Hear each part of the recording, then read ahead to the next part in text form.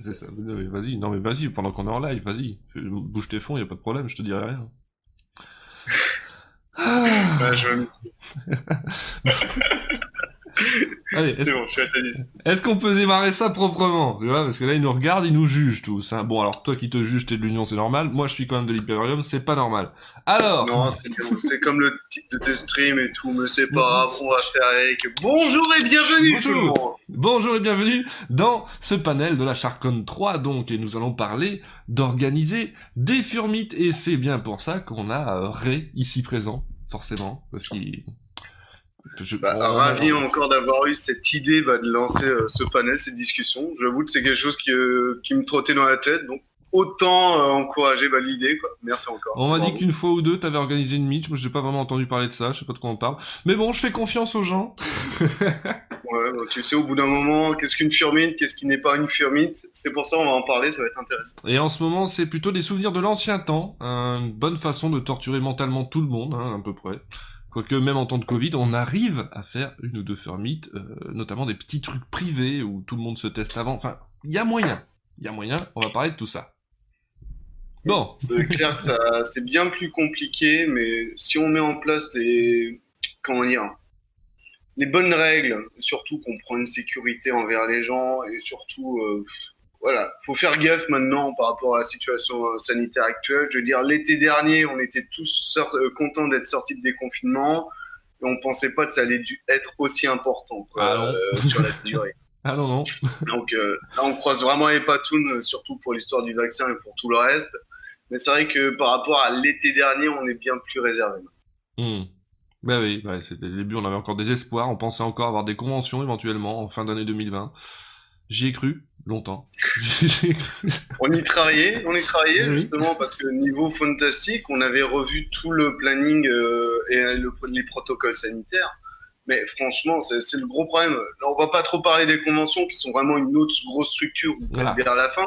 Mais là, niveau planification, organisation, c'est un truc de malade. Et malheureusement, avec tous les protocoles sanitaires à mettre en place, ça rend vraiment la convivialité impossible à avoir. C'est compliqué. Et déjà, justement, pour commencer, sur un peu le qu'est-ce qu'une furmite, bah, on peut déjà parler des modalités d'inscription quelque part, parce qu'il existe globalement deux types de furmites. Celles que vous connaissez parce qu'elles sont publiques et vous pouvez vous inscrire en ligne ou en contactant quelqu'un, et celles qui sont entièrement privées et dont vous n'avez jamais entendu parler finalement. Hein. Et justement, alors, a priori, toi, tu en as organisé quelques-unes privées. Et Mhm. comment ça se passe justement pour avoir ce genre d'informations? Ah, bah le truc c'est que les furmites privées, bien souvent, ça se passe par cooptation, j'ai envie de dire, le mot est vachement grandiloquent, hein. Mais c'est juste quand on sait qu'il y a moyen d'avoir un peu plus de gens, bah il y en a toujours bien un qui est déjà là ou qui est déjà venu, qui dit mais moi j'ai tel pote, c'est totalement son genre de délire, son genre d'ambiance, ce qu'il cherche et ça va bien le faire quoi. Ça se passe souvent comme ça quand même. Hein. Sinon, il y a la possibilité des trucs régionaux en fait. Parfois, ça se passe juste dans les groupes régionaux. Voilà. Mais alors là, on est dans les petites mythes privées, c'est-à-dire c'est le machin organise un petit truc chez lui ou dans un gîte ou ce genre de choses quoi. Et finalement, ben, c'est là qu'il y en a c'est une question de base. C'est à partir de quand une rencontre entre quelques potes devient une furmite privée. Ça, effectivement, on aura aussi votre avis, surtout n'hésitez pas à partager dans le chat, on essaie de garder un œil dessus. Hein. Mais c'est vrai, à partir de quand est-ce qu'on peut considérer, parce que généralement dans le Fury, on est énormément entre copains fur. Mhm. Donc, qu'est-ce qu'une furmite, qu'est-ce qui n'est pas qu'une furmite? Alors pour moi, une furmite, il faut vraiment qu'il y ait cet aspect furie qui soit mis en avant finalement, parce que ça vient effectivement de la communauté furie. Après, on peut très bien s'être fait des potes, c'est ça qui est incroyable justement par une furie, mais au final, on se fait pas une furmite, mais on se retrouve vraiment entre potes, Et ça sans spécialement mettre dépasse, le furie à l'avant, voilà, c'est juste ça nous entoure d'une certaine manière. ça dépasse même le cadre du fandom du coup. C'est avant tout des potes qui se voient quoi. Mm. Et puis justement, dans ce genre de cas, tu peux faire bien plus d'activités au-delà du Fury, quoi. Même si dans les Furmites, faut pas hésiter à faire pas mal d'autres activités transverses. Mais généralement, il y a toujours le point de base du Fury qui est là avant tout, quoi, pour les premiers contacts. Et moi, dans ton point de vue, ce qui m'intéresse évidemment, c'est que tu as l'habitude d'organiser des furmites publiques dans les règles de l'art, et avec des nombres Enfin, on se souvient de la dernière FCD, quoi. Le café était pas bon, mais il y avait un monde fou, quoi. C'est un truc de dingue. Le Donc, voilà. café est pas bon, mais toujours présent, toujours debout. Non, bon, ça, c'est Euh... illégal, ça. non, je Doucement. dirais par rapport bah déjà les Furmin, il faut savoir que c'est là où j'ai commencé moi-même à rencontrer les gens. Parce que juste pour faire un rappel rapide sur ma propre expérience, j'ai connu le Fury Fandom en 2010. Fin 2013, c'est là où je m'inscris sur Fransur. Et ça a été seulement dans l'année 2014 où j'ai commencé à rencontrer des gens un petit peu, non, un petit peu avant, à la Japan Expo, sans que ce soit une réelle Furmit organisée, mais c'est un bon moment pour retrouver des gens. Il y avait aussi le Stunfest, enfin il y avait des petits festivals et salons. Et ma toute première Furmit, ça a été la FBL, la Fursuit Blacklight. C'est comme ça qu'elle s'appelait avant.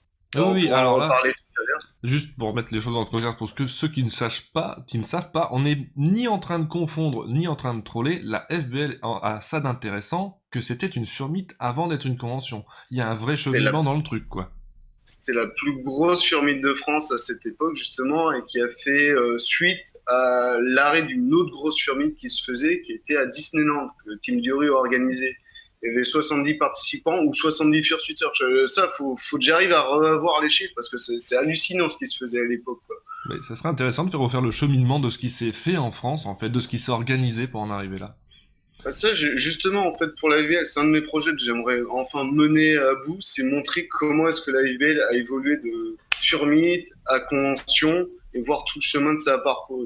Surtout, pour moi, ça a été vraiment une expérience incroyable parce que ça a été notre première Furmit, énormément de stress, tout ça, et la manière dont on s'inscrivait à l'époque, c'est plus du tout les mêmes choses que l'on fait maintenant, quoi. Ça a évolué en très peu de temps, le fandom français, par rapport à comment est-ce qu'on fait des événements, par rapport à tous les moyens de communication. Parce que à l'époque, il n'y avait pas Telegram, à l'époque, il n'y avait pas Discord. C'était totalement différent. On nous pose une question dans la chatroom. Donc, une Furmit est un événement récurrent? Ah, c'est une bonne question, et j'ai envie de dire, pas forcément. Je sais pas ce que t'en penses. Bah, en fait, de base, elles sont pas spécialement récurrentes, mais plus ça va, plus il y a quand même une récurrence qui se crée par rapport soit à des salons, soit à des festivals, soit une période de l'année qui s'y prête bien, soit les gens ils se disent ouais attends on va faire une fermite tous les 2 mois, tous les 3 mois. Après des fois bah, ça se fait pas parce que soit il y a plus d'envie, il y a manque de temps ou les conditions s'y prêtent pas. Mais finalement, si, il y a une sorte de récurrence qui se crée un petit peu comme si un événement, voilà, un événement ponctuel. Une Furmite, c'est un événement en soi. Donc pour une récurrence, ça m'étonnerait pas. Bah, puis Si ça plaît, tu de vois. toute façon, il y a aussi des Furmites qui se créent, j'en ai connu censés être des one-shots, et en fait ça se passe tellement bien que les organisateurs te disent bon bah d'accord, on va la faire tous les 6 mois ou tous les ans. Voilà. Bah, c'est comme ça, par exemple, en fait, en Normandie, pour la Furkelvedens, donc la Furdance qu'on organise, il y avait rien au départ. Il y avait rien. Il n'y avait jamais eu de vraie Furmite. Et c'est pour ça que c'est parti, bah, grâce à l'idée de copains comme Artie et Kaizen ainsi que Soli, d'organiser une Furmite bah, en Normandie. Et c'est carrément parti par la suite en Furdance, auquel on a pu chacun apporter quelque chose. Moi, j'avais mes contacts et une salle. Artie, il avait d'autres idées. Il avait pas mal de choses. Kaizen, il avait tout le matériel logistique. Puis il y a 2 copains qui se sont greffés dans ça. Et on a organisé notre première Furcavadance qui fut un grand succès parce qu'au final, les gens étaient très intéressés. Et du coup, il n'y a pas eu une seule hésitation sur le fait que ça devait recommencer, quoi. Ah bah clairement oui. Voilà. C'est pour ça qu'on a créé en fait le Normandie Fur. L'association Normandie Fur vient du fait qu'on a fait la première Fur Calvadance et pour quand même gérer une gestion financière et puis de personnes qui sont venues sur place. Et puis je me suis rendu compte avec le temps d'énormément de responsabilités administratives, légales et voilà une association. Hein, c'est pas juste pour rigoler. Il y a Ah, mais vraiment des non. statuts juridiques, c'est important. Et ça a permis de faire évoluer bah, les activités de l'association au-delà de la FCD. Mais en soi, c'était pour pouvoir refaire une seconde édition. Du coup, on pourrait commencer par parler de ce qu'il faut mettre en place pour créer une Furmite. L'idée aussi, c'est de donner des pistes ou de retourner un peu de l'expérience, mais je pense une des toutes premières choses à faire, c'est déjà de définir le cadre, c'est-à-dire la taille de l'événement. Combien de gens vous pensez avoir? Parce que ça change aussi le lieu, en fait. Faut que ça se passe quelque part. Il y a toujours, en fait, quand tu fais un événement, que ce soit une Furmit ou quoi que ce soit, il y a toujours les fameuses questions qu'il faut se poser. Qui? Quoi? Où? Pourquoi? Quand? Et après, tu peux rajouter le comment et le combien. Ce sont voilà, des 5 règles fondamentales si vous voulez créer un événement. Définir ceci avant de vous lancer. Et donc pour le lieu, pour la taille, ça peut être simplement chez l'habitant, qui font les furmites chez eux, voilà, ou dans une petite salle. Alors un truc intéressant quand on a une association en France, c'est que très généralement on peut avoir accès à la salle des fêtes de la mairie. Euh, J'en connais qui font ça pour rien, pour 0 balles, donc c'est intéressant. Oui, normalement, c'est prêté, ou alors, soit tu vas louer d'autres salles ailleurs et tu as des réductions en tant qu'association, quoi. Mais après, il y a aussi le cas, effectivement, un truc qui se faisait énormément. Bon, là, avec la Covid, bien sûr, c'est plus trop le cas. On pouvait se retrouver pour des laser games, pour des promenades dans des parcs, pour des bowling, escape games. Enfin, voilà, par rapport aux activités et les moyens financiers qui pourraient être impliqués là-dedans. Mais ça change tout, parce que bon, pour les conventions, évidemment la question se pose pas, pour eux dans le format convention ça se passe dans un hôtel, tout le monde dort sur place, mais là justement on peut passer à un autre aspect qui est la durée de l'événement. Parce que ça n'a l'air de rien, mais le couchage des gens, ça fait en sorte de devoir choisir une durée. Il y en a qui vont probablement faire de la route pour venir. Donc Mm. est-ce que ça se passe sur un D'ailleurs, après-midi, un week-end, une semaine? bah, généralement, le truc qui est très demandé pour les gens qui vont moins faire de la route, c'est venir pour le week-end au minimum. Hmm. Clairement, le week-end pour rentabiliser ça, pouvoir profiter de dormir sur place avec les gens. Il y en a même qui préfèrent venir dès vendredi soir si c'est possible, ce qui est encore mieux pour profiter d'être avec les Le gens early, et durer plus longtemps. Tandis que si tu fais un truc très local, une journée en soi suffit largement parce qu'il y a peu de route à faire, quoi. mais t'as que Et des gens du après, coin. ouais, les gens vraiment proches du coin, effectivement, une journée, ça peut très bien aller, quoi. Tandis que généralement, c'est le week-end qui est plébiscité. Alors, je me permets de faire, Copa, justement, a fait un petit sondage par rapport à ça, qui parlait de Furmit et avoir des retours des gens. Et ça va bien dans la cohérence de ça. Que les gens viennent essentiellement pour se rencontrer, pour profiter de bons moments ensemble et qui préfèrent faire ça en week-end. Que c'est le moment où on a la liberté d'avoir, normalement, un week-end. Si on travaille pas dans l'événementiel. Parce que ça qui est bien aussi avec les furmites, d'autant plus les privés, c'est que tout est permis comme format. On peut imaginer même carrément une semaine de vacances entre potes. Si ces potes sont tous liés par l'attrait au fandom furry, ça devient de fait des vacances furry, quoi. C'est une forme de furmite possible aussi. Et là où je parlais du couchage, c'est parce que, imaginez, vous faites votre furmite ne serait-ce que sur un week-end. Où dorment tous les gens? Il y a 10 personnes. Si vous la faites chez vous, est-ce que vous pouvez vraiment faire dormir 10 personnes chez vous? Non mais c'est Ou vrai. alors, ah oui, je préfère aussi te parler de ce genre de cas particulier avant que j'oublie. Soyez sûr et certain de pouvoir gérer la situation Oui, par rapport au nombre de gens que oui, vous aurez. grave. 47 personnes chez moi, ça a déjà C'est été chaud. fait. Je ne le referai plus pour certaines raisons. C'était Voilà. très fun, mais ne refaites pas ça. Et justement, à la FCD, du coup, le problème est réglé par, tu proposes, enfin, tu proposes, tu dis, il y a tel et tels hôtels qui sont sympathiques sur place, mais tu proposes aussi pour ceux qui peuvent pas de coucher en fait dans la salle où se passe l'événement. Oui, Mais parce que tu sais qu'il y a de la c'est toujours un moyen de convivial d'être ensemble, mais aussi surtout pouvoir réduire le frais des gens, quoi. Comme ça, l'important c'est d'avoir le choix en fait. Dès qu'on vous donne les outils, les informations par rapport à ça, vous pouvez vous organiser en cohérence. L'important qu'en fait, quand on fait un événement, c'est pouvoir donner tous les outils aux participants, de manière à pouvoir les accompagner, les aider, non pas qu'ils se retrouvent perdus ou je ne sais quoi. Mais c'est toujours bien de préparer un peu un petit guide, parce que c'est vrai que ça aussi c'est peut-être un travers, mais quand on organise un truc de ce genre, il y a des choses qui nous paraissent évidentes sur comment ça va se passer ou comment s'organiser, et qui ne le sont pas forcément pour quelqu'un qui débarque de nulle part et qui s'inscrit à votre événement. C'est pas Hum. forcément... La personne ne sait pas forcément, est-ce qu'ils ont prévu un repas le soir? Est-ce que je dois chercher quelque chose ailleurs? Est-ce que... C'est pas forcément clair, quoi. Ouais, bah, je sais que déjà, rien que pour la FCD, il y avait des gens, ils s'étaient posés pour la dernière question. Pourquoi est-ce il n'y avait pas de repas prévu pour le samedi midi, si je me souviens bien? faut savoir que nous, par rapport à notre programme, on avait bien indiqué qu'on faisait un snack exchange à un moment, qu'on Mhm. faisait le repas du soir et qu'on faisait un brunch le dimanche matin midi. Et on l'avait bien indiqué. Mais en fait, c'est le problème que même si tu donnes les informations, quand tu fais un événement, bah, dis-toi que dans tous les cas, tout le monde ne lira pas tout le monde passera à côté de certaines informations, ce qui est compliqué. Et c'est très chiant de faire des rappels d'une certaine Je sais. manière parce que tu as l'impression de bourrer les gens d'informations qu'ils connaissent déjà. Pourtant, c'est important. Quand tu fais un événement, quand tu veux rassembler du monde, la communication, je parle pas de parler, mais je parle vraiment niveau communication, c'est ultra important. Je crois que c'est je rigole parce que c'est un des trucs que je retiens de mon passage à la Fantastique. J'ai fait partie du staff un petit moment. Et un des trucs que je retiens, c'est ça, c'est le nombre de fois où il faut répéter quelque chose aux attendus, de manière publique dans tous les coins, parce que même si c'est bien écrit partout, même si c'est bien présenté, ça a été rappelé, ça a été piné, ça a été tout ce que tu veux, les mêmes questions reviennent tout le temps. Et il y a eu des fois où je rigolais, je me disais, mais au secours. Heureusement, moi, j'étais pas chargé de communication de tout ça, mais je me mettais à la place des personnes qui s'en chargent, je me suis dit, mais au secours, au secours. Après, il faut se mettre dans la tête des participants C'est parce que je difficile. sais que même en faisant de la signalétique, par exemple sur les règles de la First Week Lounge, ouais, pensez par exemple si vous faites des événements, si vous avez les First Week, pensez à un endroit où vous pouvez vous Ouais. changer, mettre à bien ranger les affaires, les aérer selon la durée de l'événement, la typologie que vous voulez faire. Il faut toujours penser à tout au maximum de ce que vous allez prévu et organiser, et même surtout l'imprévu.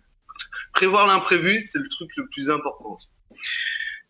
Mais donc, il faut se mettre à la place des participants qui sont en mode, ils sont pas non plus dans la tête des organisateurs qui Mais eux-mêmes non. savent qu'ils ont tout est rédigé. Les participants, des fois, ils ont pas ces habitudes-là, ils y pensent pas, ou alors ils sont pris par la hype, le flot de l'événement. Et donc, c'est un peu chiant pour les organisateurs, mais bon, faut aussi être magnanime et on se dit bien, l'important c'est que tout le monde soit bienveillant, que s'il y a des trucs qui sont mis ou mal faits, c'est pas non plus de la faute des participants. En tout cas, ils n'ont pas voulu faire ça juste pour faire chier. Oui, d'ailleurs, je vais rebondir à un commentaire du chat ici, les personnes qui arrivent 2 heures en retard quand il y a plusieurs lieux différents et qui râlent car elles n'arrivent pas à trouver le groupe. Il y a aussi autre chose dont il faut tenir compte, c'est l'anxiété. Oui, j'en ai fait une vidéo il y a pas très longtemps. L'anxiété, non, sans déconner. Le fait de sortir de chez soi, de rouler peut-être des heures ou de se faire transporter ou de faire un covoiturage ou quoi que ce soit, arriver sur place où on n'est pas sûr d'avoir bien compris les informations ou quand, comment ou comment ça va se passer, ça peut générer une anxiété de ouf. Surtout, il y a des personnes qui sont plus sensibles à l'anxiété aussi. Il y en a pour qui ça va être un véritable parcours de croix jusqu'à ce qu'elles aient trouvé un autre humain qui va à la même fermite pour se rassurer, pour être sûr d'être au bon endroit. Faut tenir compte de ça aussi, c'est qu'il y aura toujours des gens qui viendront à vos fermites pour qui ce sera très difficile en vrai à vivre tant qu'elles seront pas rassurées déjà dans le cadre. C'est-à-dire déjà Quand on n'a arrivées. pas l'habitude de faire des furmites, c'est clair. Je sais pas pour toi, mais moi, ma première furmite ou mes premières rencontres entre furs, j'avais la boule au ventre. Ah pareil, Clairement, pareil. c'est normal. Et Il faut pourtant, vraiment pouvoir accompagner surtout les gens qui n'ont pas l'habitude, pouvoir les rassurer. Et même si vous êtes donc organisateur d'événements, pitié, allez voir les gens qui, pour eux, c'est leur première furmite afin de les accompagner au ouais. maximum. Ils vous le rendront bien par la suite. Tu sais, moi, avant les premières Furmeet et conventions, j'avais fait beaucoup de choses hors Furry Fandom, en fait, beaucoup d'événements, même des trucs à Paris, des machins. Mais le fait est qu'en arrivant même quand tu connais ces trucs-là, en arrivant dans un tout nouveau domaine comme le Furry Fandom, tu sais pas forcément quelles sont les habitudes et tout ça. Et oui, la boule au ventre, tu peux l'avoir quand même si t'es sociable, même si t'as l'habitude de voir plein de gens. Donc oui, ça, en tant qu'organisateur, vous devez tenir compte de ça. C'est un peu obligatoire. Même une fois qu'on y est, ça fait peur. Ah, ça, c'est encore un autre souci. C'est encore un autre souci. Moi, j'ai dû venir en avance pour ma première Furmite. Je vais pas te jeter la pierre. Dans ma première convention, je suis parti la veille. Tellement ça m'a stressé. Voilà. Et c'est vrai que dans les durées d'événements, il y a un truc dont j'ai pas parlé, c'est que ça peut être éventuellement aussi greffé à un autre événement. Ça se fait beaucoup chez nous, ça, les furries. Oui, bah tiens, j'allais en parler parce que là, c'est vrai qu'on était en train de parler d'événements qu'on organise nous-mêmes. Mais en soi, moi, la première fois que j'ai rencontré des furs, c'était effectivement, comme je disais, à des salons, à des festivals, des endroits où généralement le fursuitage est facilité par rapport à l'ambiance qu'il y a, quoi. Par exemple, vous prenez un Japan Expo ou les Geek Ferries, c'est un festival merveilleux en plein air, Cilia Dragon, ce genre de choses. Donc, c'est des gros événements qui vont attirer beaucoup de monde. Donc, rien que pour l'interaction avec les gens, le fursuiting, pour découvrir beaucoup de choses, c'est super intéressant. Mm. Et à partir de là, bah, on peut se retrouver dans les salons, dans les festivals, pour se retrouver entre furs, profiter d'un moment ensemble. Et c'est là où, en fait, c'est important de pouvoir communiquer et définir des lieux de rassemblement à certaines horaires. Et un autre problème aussi, c'est la dispersion qu'il pourrait y avoir. Parce Oui. que s'il y a des gens qui sont en mode, ils vont attendre, ça les fait chier, et puis ils vont s'en aller, et puis qu'il y en a d'autres qui vont arriver, ils vont dire, mais il n'y a personne et tout.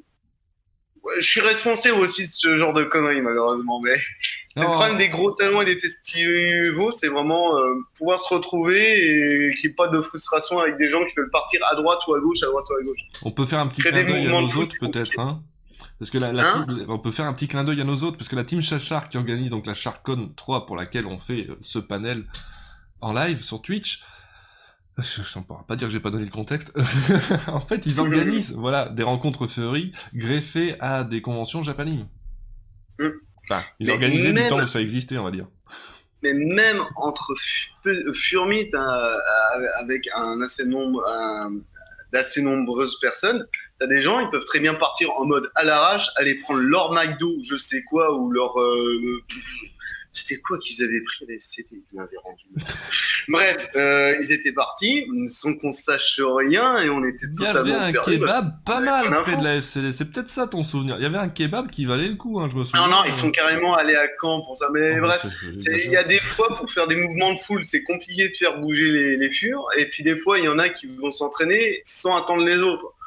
Donc, je sais pas, faut réussir à être bienveillant envers tout le monde, mais il faut réussir aussi à être à l'heure, d'une Oui. certaine manière. Et pas se reprocher, enfin, pas reprocher aux autres d'être partis, alors qu'on avait quand même défini une certaine horaire.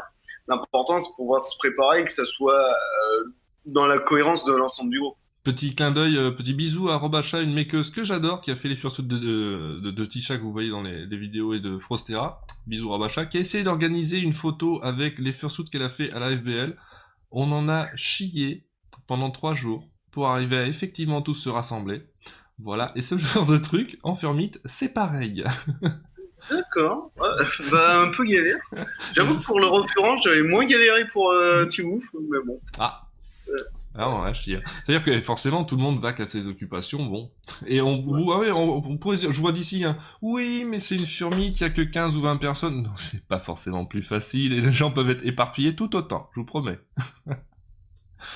Donc, alors, on a posé une question qui rejoint ce dont je voulais aborder après. Parce que Matt the Fox, oui, Matt le Fox nous dit, mais s'il y a une personne qui se blesse, que faut-il faire, enfin, surtout pour les organisateurs, eh ben on en vient au problème suivant qui est le staff. Est-ce que vous allez vraiment organiser ça tout seul? Ah oui, bah oui. Est-ce que c'est un ou deux potes qui organisent ça, ou est-ce que vous montez une structure pour notamment monter du matériel, faire de la captation vidéo, organiser des jeux, je sais pas, ou avoir une structure pour la sécurité, c'est là qu'on en vient. Et là, du coup, je te laisse la parole. Hein, tu peux expliquer du coup tout ce que tu dois mettre en Ouais, place pour un événement aussi gros que la FCD.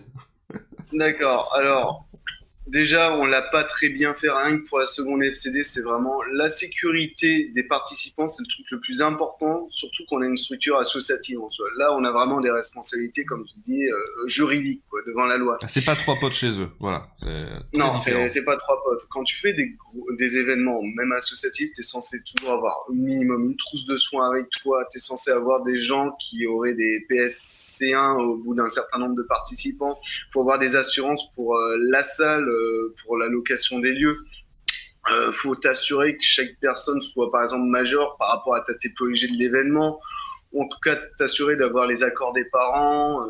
Voilà, ça complique beaucoup les choses. Faut vraiment prendre en compte que tu peux prendre des responsabilités, surtout d'un point de vue associatif. Donc normalement, tu dois avoir vraiment un pôle dédié à la sécurité, aux soins, si jamais il y a un problème. Et si jamais il y a quelque chose qui se passe, que tout le reste de l'événement soit le moins impacté possible, que ça puisse tourner. C'est pour ça que quand on fait des gros événements, le mieux c'est de pouvoir définir par rapport à des rôles principaux et savoir comment agir par rapport à tel moment ou à telle action qui se passerait et qu'il faut réagir dessus. Pour ça, définir par exemple si vous voulez faire du photoshooting, qui va s'en occuper, quels seront les horaires et ainsi de suite pour éviter que soit il n'y a rien du tout, soit que les gens se marchent sur les pieds, soit pour les animations, à quel moment est-ce qu'on fait telle animation, à quel moment est-ce qu'on va se rejoindre à tel endroit, Et si jamais il y a un problème, qui va aider qui à quel moment pour éviter qu'il y ait soit personne, soit des gens qui vont être en mode mais non, mais c'est toi qui devais faire ça. Mais non, c'est toi. Mais non. Bah là, on peut Voilà. déjà donner du coup deux conseils importants. De une, entourez-vous. Faites peut-être pas ça tout seul. Et de deux, planifiez. C'est pas au Mm. moment où un problème arrive qu'on se demande qui doit le gérer, et c'est pas non plus au cours de la journée qu'on fait le planning des animations, quoi. Il y a aussi le fait, ouais, on peut organiser des petites furmites soi-même tout seul. Parce que d'une certaine manière, par exemple, si tu prends le Fur Day, bah, je sais que j'avais les copains qui allaient pouvoir m'aider le jour même. Je savais qu'il allait y avoir des gens pour faire les systèmes d'inscription, vérifier les choses. Mais en soi, j'ai un petit peu mené l'événement de base pour le construire. Mais le truc qui est intéressant, c'est de savoir bien t'entourer des personnes pour organiser l'événement, mais même quand tu sais les gens qui vont venir à ton événement. Hmm. Quand tu sais qu'il y a une bienveillance, qu'il y a un bon truc qui va se créer, tu peux quand même organiser ça de manière plus à la cool, d'une certaine manière. C'est plutôt quand tu sais pas ce qui va t'arriver dessus que là, vaut mieux cadrer et sécuriser les choses, même au-delà du point de vue associatif. Parce que, en fait, en dehors du point de vue associatif, c'est l'organisateur d'un événement, que ce soit une manifestation publique ou privée, qui est responsable Mhm. des gens qui fait participer. Il y a Matt qui nous demande, genre si tu as 16 ou 17 ans, du coup tu peux venir en Furmite. Bah ça dépend de la Furmite, ça dépend de ce que les Ça organisateurs dépend de acceptent. l'organisation, ça dépend de. C'est toujours l'organisateur qui va prendre une responsabilité. Donc, comment est-ce que c'est défini? Ça sera indiqué. Mais Et après, voilà, c'est pas une question de. C'est vraiment les 18 ans, c'est vraiment un point de vue légal. En soi, il peut très bien y avoir des gens ultra matures qui ont 13 ans et ça fait oui, vraiment chier qu'ils ne puissent pas venir. Et à d'autres gens, tu te dis, leur mentalité de gamin, alors qu'ils ont 28 ans mais ou c'est ça. 29. C'est vrai que t'as raison, c'est là qu'il faut le rappeler. Les événements quand qui sont interdits aux mineurs, et moi-même quand je fais des Furmites, elles sont toutes interdites aux mineurs. C'est pas du tout une question de maturité ou de comment seraient les personnes. C'est une question légale et de responsabilité et de tout ce qu'il faut mettre en place quand tu acceptes les mineurs. Ça devient, en fait, ça prend un niveau de complication qui n'a plus rien à voir, en fait. En fait, pour moi, dès qu'on avait un petit peu une histoire d'alcool qui entrait en jeu, c'est Déjà là là, où ça je pue. commence à mettre le stop, ou encore de l'hébergement, je commence à Là, aussi ça pue tilter. aussi. Ouais. C'est juste ces deux points-là. Après, le reste, genre des simples journées en mode furwalk, Oui, balade, voilà, ou petit événement, ça non, là, passe. c'est avec grand plaisir. Il y a moins d'inquiétude. Il y a Elliot qui demande, enfin qui dit plutôt, je pensais pas que c'était aussi compliqué d'organiser une Furmite. Alors ça l'est pas forcément. Encore une fois, ça dépend ce que tu fais. Si tu fais un truc privé avec 4 potes, on n'en est pas là. Et il y a aussi il y a aussi d'autres possibilités. On vous parlait des structures. Où il peut falloir quand il y a du monde, une assurance ou des gens qui soient formés aux soins ou ce genre de truc. Il est possible parfois d'utiliser la structure où se passe l'événement, sans vous-même en avoir une. Si vous êtes dans une structure qui est habilitée à recevoir du public, qui a les Un formations ERP. pour, qui a la structure juridique pour et tout ça, ça peut se passer sous couvert d'eux. C'est une possibilité aussi. Euh, En plus, avec tous les services de prestation qui sont sur place, oui, c'est fait pour. c'est faisable. Après, vous pouvez très bien faire aussi en mode pique-nique, aller vous balader. L'important aussi, C'est très c'est si simple. vous êtes en fursuite, renseignez-vous un petit peu d'abord aux endroits où est-ce que vous allez aller, où est-ce que vous allez pouvoir stocker, vous changer. Et par rapport à certains lieux publics, le mieux, c'est quand même d'avoir les autorisations. Bon, c'est rare qu'il y ait des contrôles. Dans le passé, il y en a déjà eu. Il y a eu des furmines qui ont été à moitié stoppées parce que la police les avait arrêtés. C'était plutôt côté Lyon. Bon, c'est pas passé grand chose de grave, mais normalement, d'après les plans Vigipirate ou la loi contre les visages couverts, normalement, les fursuites, on peut pas les avoir. On peut pas les porter, sauf sous couvert d'autorisation. C'est une Moi, bonne chose à rappeler. Bernières-sur-Mer, j'ai fait en sorte qu'on puisse avoir l'autorisation sous certaines modalités assez simples. À Berlaymont, je sais qu'il y a un accord qui permet de fursuiter sans problème aussi. Et après, bah, ça dépend des lieux. Il y a des endroits qui sont pas faits pour aller fursuiter. Genre, n'allez pas au cimetière de Bayeux en fursuite, par exemple. Il y a des endroits, ça se respecte, quoi. Ça se fait pas, C'est quoi. Il y a une question incohérent de, avec voilà. l'endroit où les gens. Mais ça, c'est la question de respect plus que légal, mais voilà, ça se fait pas, faut pas non plus. Ah, il y a aussi des endroits plus dangereux par rapport à la typologie des gens qu'on pourrait croiser. Bien sûr. Voilà. Bon, généralement, moi, j'ai jamais eu de problème, donc je m'en sors bien. Mais il y a des gens, faut se méfier. Bah, du coup, on peut parler brièvement de l'aspect officialisation. On a déjà commencé en rappelant que du coup, les furwalks, de base, on n'a pas le droit. Hein. Faut une autorisation en fait pour porter les fursuits en public, sur la voie publique. Après, c'est de la théorie, parce que en fait, si vous prenez aussi la théorie de l'ASSM, l'ASSM, c'est l'organisme qui gère normalement les droits d'auteur pour les musiciens.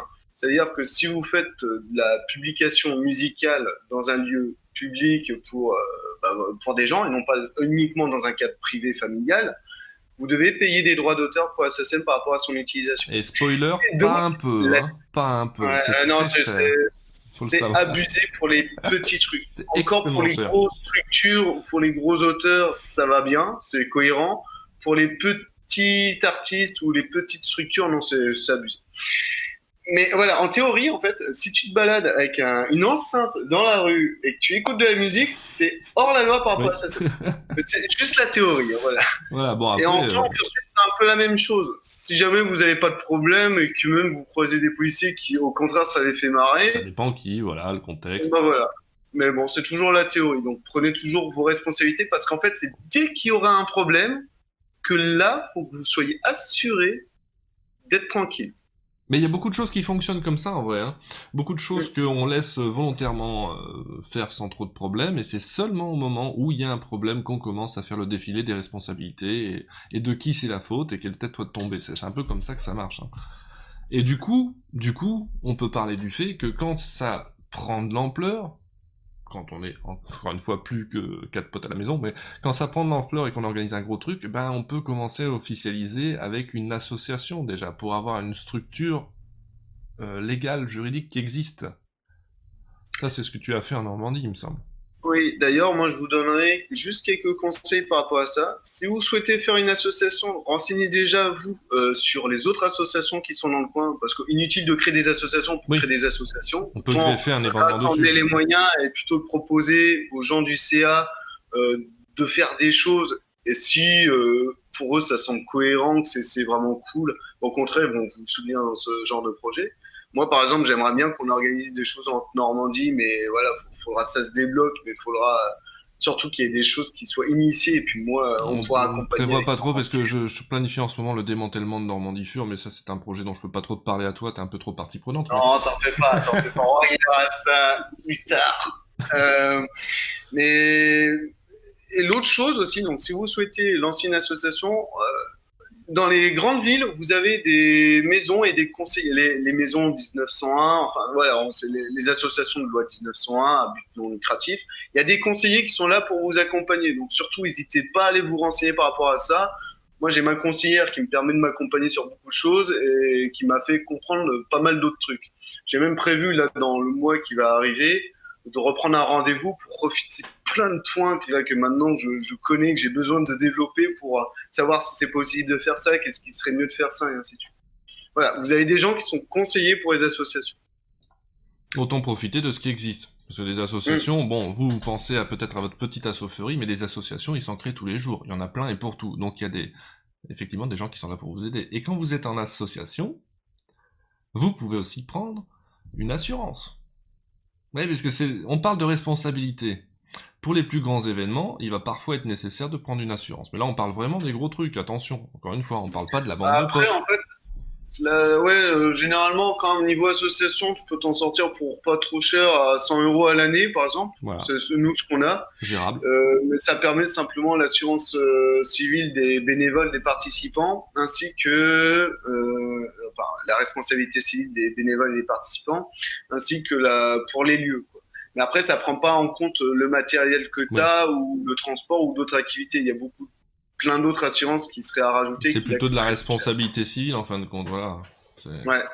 Et Matt nous dit, c'est comme créer une entreprise, un petit peu. Évidemment, ici, une association, ça a la même valeur juridique qu'une entreprise, c'est juste que t'es pas soumis au même régime payeur, t'as d'autres barèmes, tu peux pas non plus te rémunérer comme une entreprise, tu déclares pas tes sous, t'as pas d'autres frais à payer. En France, on est quand même très bien accompagné pour créer des associations.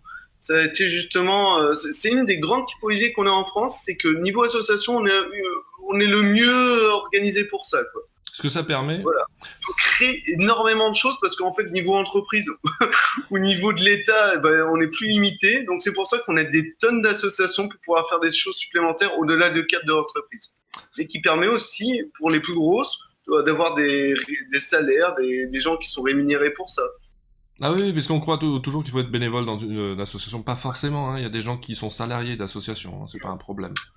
Bon, là, je pense que là, on va quand même. Je On va pense loin. que vaut mieux se concentrer sur le cadre des furmites. Et là, je suis Oui. en train de me rendre compte qu'on part loin. On parle. Ah ouais, mais j'ai prévu le coup, justement, de parler du plus petit truc où il y a absolument rien à organiser parce que ce serait complètement overkill. À la furmite qui déborde, quoi. Les furmites qui débordent, ça vous connaissez bien. De quoi je voulais parler? Pas du tout. Un truc important. Extrêmement important. Je crois que tu seras d'accord avec moi. Les artistes. Ah oui. Ben oui. Qu'est-ce que serait le fandom furry sans les artistes, sans déconner? Ça serait quand même vachement triste. Mais C'est moins. quelle est leur place au sein d'une furmite? Ça dépend de la furmite, vous allez me dire, mais est-ce qu'il n'est pas de bon ton de créer une place aux artistes quand la furmite est un petit peu importante? Ça t'assure pas. Retournez dans le chat, n'hésitez pas aussi. Non, mais sans aller jusqu'au dealer's den très organisé d'une convention, vous faites une furmite, admettons, vous êtes 40, 50, est-ce que vous prévoyez des tables, des horaires, est-ce que vous prévoyez des petits flyers ou quoi, ou dans le sens où là il y aura les artistes à telle heure, si vous voulez une communication, vous pouvez leur demander là. Enfin, est-ce que vous prévoyez un petit quelque chose, quoi, pour les mettre en avant? Pour faciliter leur travail, est-ce que vous leur dédiez des tables? Parce que c'est pareil, hein, l'artiste qui veut faire quelques trucs, s'il n'a pas sa table avec assez de place et sa chaise, il fera rien du tout. Après, généralement, pour les furmites improvisées qui n'ont pas spécialement de moment pour les artistes, eux-mêmes, ils ont souvent leur calepin, ils gribouillent, dessinent sur place, vu que c'est vraiment leur grande passion, quoi. Et les gens, justement, sont là pour discuter, boire un verre avec eux tranquillement. Ils échangent aussi autour de ça. Des fois, c'est pas obligé, mais des fois, effectivement, avoir un petit moment spécial artiste, voire même, par exemple, comme Rimou faisait pour l'Anthropome, un panel spécialement pour apprendre comment dessiner, apprendre quelques bases. Ça c'est cool. Et puis là, encore, on parle uniquement on a parlé dessin, mais on a aussi énormément de furs qui font de la musique, qui font des chants, qui font des poèmes. Il y a aussi énormément de choses à pouvoir exploiter qui peuvent être mis en avant dans les furmites. Ouais, Et puis aussi une communication en avant.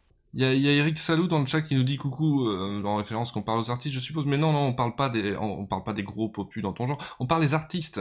Voilà.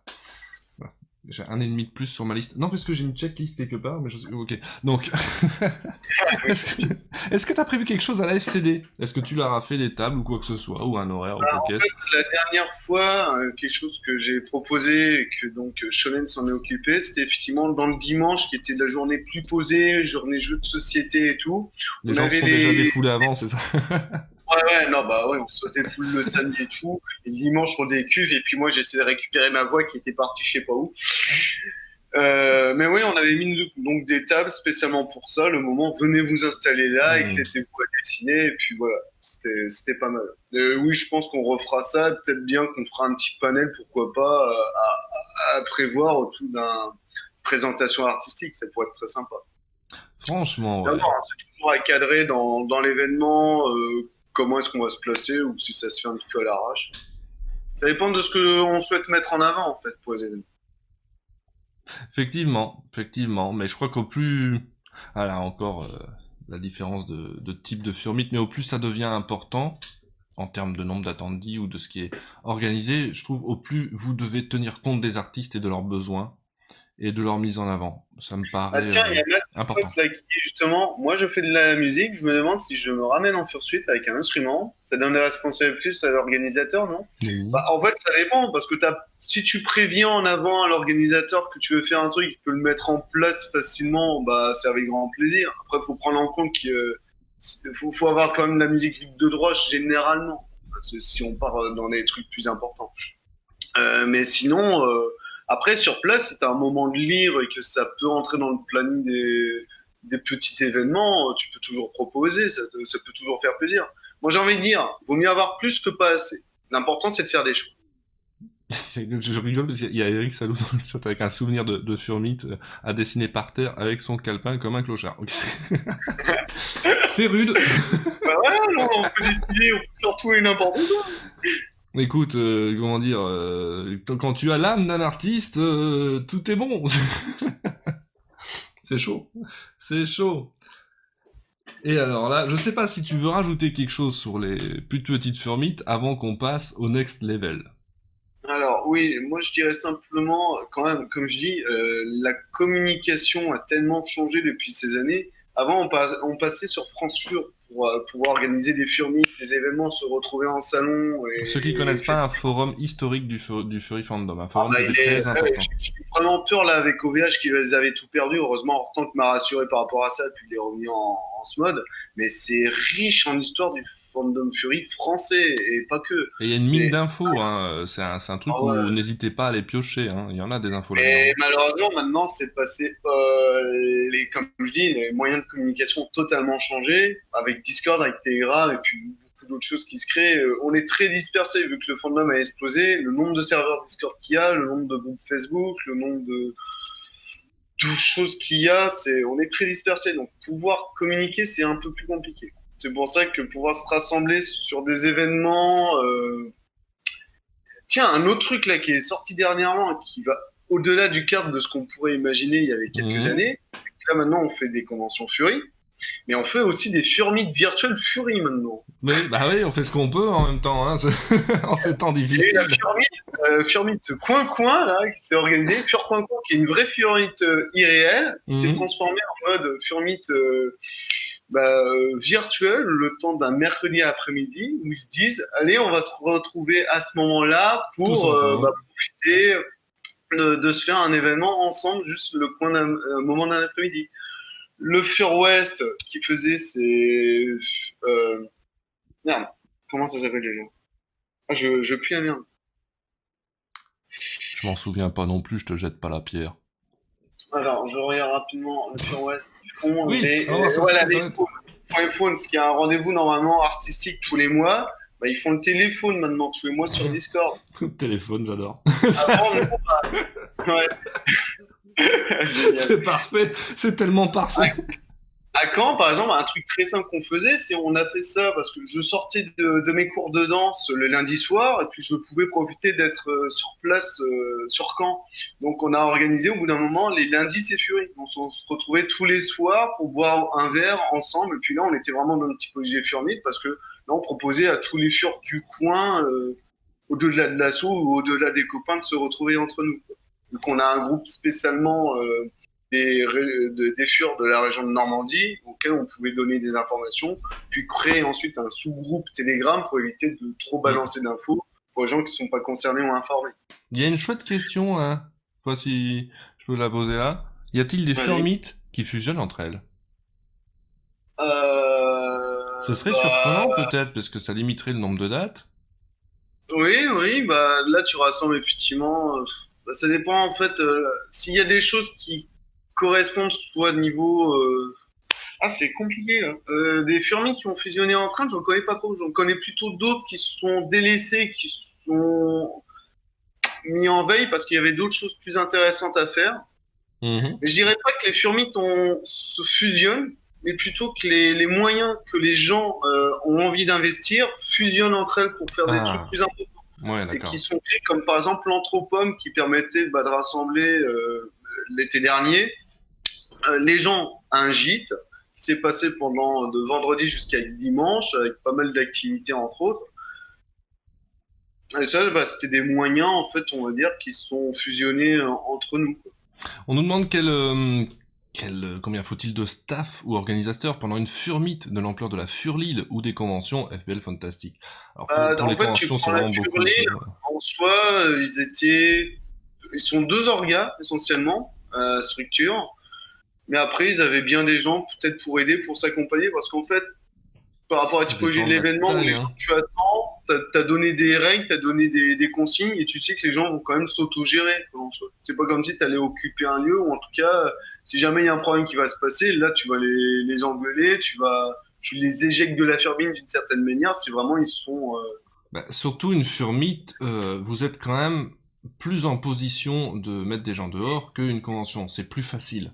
Dans le sens où ça peut être semi-privé ou carrément privé, donc ces Et puis, questions-là d'une sont plus certaine facilement manière, réglées. les gens, le Fury, on va pas se mentir, hein, on se connaît. Pas, maintenant, ça a beaucoup évolué, mais si jamais il y en a qui sont des casse-couilles, ça Tout le va monde le venir sait, très donc voilà. rapidement à l'oreille d'autres personnes. Hein. Le réseautage du Fury est très important. Mhm. Et du coup, pour le nombre, bah, ça dépend. Ça dépend évidemment de la taille de l'événement, de toutes les, on va dire, de toutes les animations qu'il faut couvrir. Si vous faites plus de trucs dehors, bah, ce serait intéressant d'être plus nombreux quand même à couvrir ce genre de choses.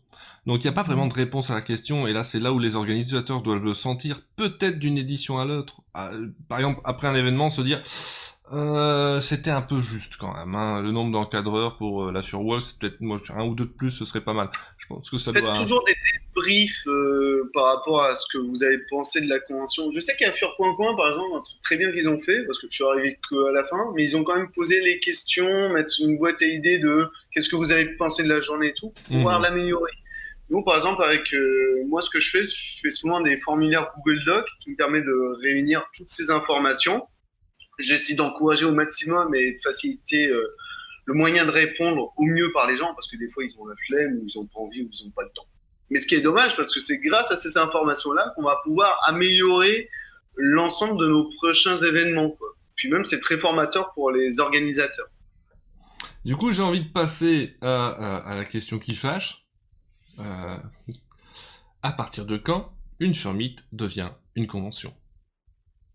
Bah oui. Parce que c'est quoi une convention à côté d'une Furmit? C'est un format finalement. C'est-à-dire, on... allez, il n'y a pas de définition officielle, mais on va s'accorder à dire que ça se passe dans un hôtel où on peut loger, sur plusieurs jours, avec des cérémonies, ouverture-fermeture, des panels, un conbook, des choses plus ou moins officielles. Il y a une ambiance aussi. Il Ah faut ouais, définis-moi ça, tiens. s'assurer que, pour moi, il y a une ambiance qui se crée, qui change du tout au tout. Le côté vase clos? Parce que c'est vrai que 4 jours dans un hôtel, c'est... Forcément, c'est pas pareil. Il y a aussi, comment dire, le lieu joue énormément. Et le nombre de gens.